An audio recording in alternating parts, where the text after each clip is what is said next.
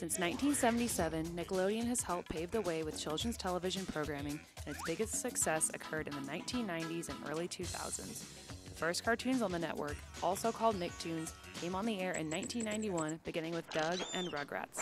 Hey Arnold was added in 1996, and these three shows were some of the most popular on air during this time.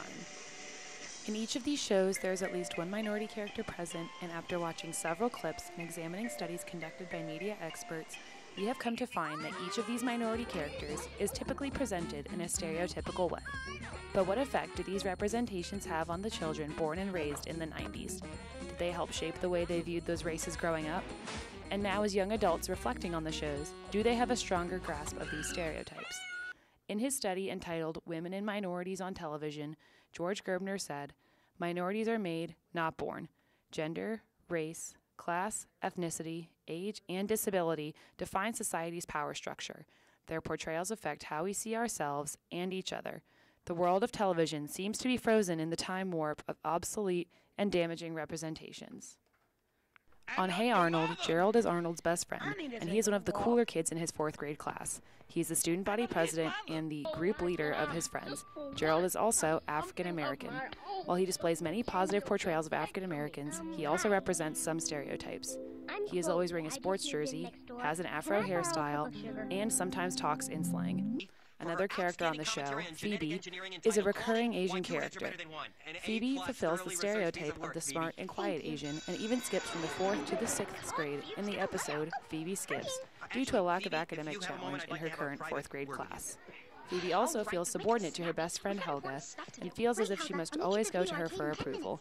What is interesting in this friendship is the fact that Helga is Caucasian and in the more dominant role in the friendship. Academically challenged by the current 4th grade curriculum. I'm not? No, Phoebe, in fact, because of your exceptionally high grades, it has been recommended that you consider a promotion to the 6th grade.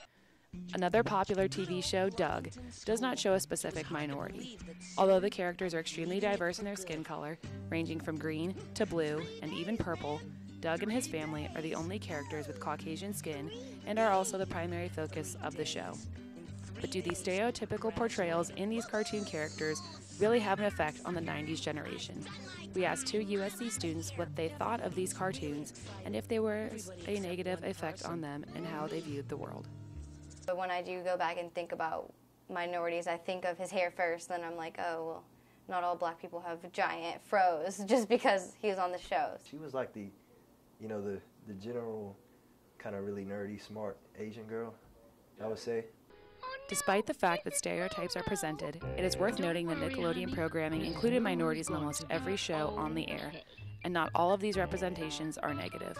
On the show Rugrats, African-American child Susie has both of her parents, with her mom as a doctor and her dad as a writer for a hit TV show.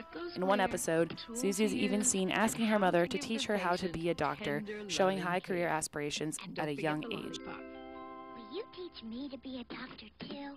Of course. We'll start with the Hippocratic Oath.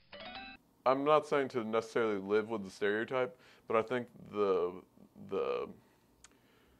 positives absolutely outweigh any of the negative stereotypes that people have, because otherwise there were no Asian characters on television. Nickelodeon brings to the forefront characters that you don't often see, but obviously exist, you know?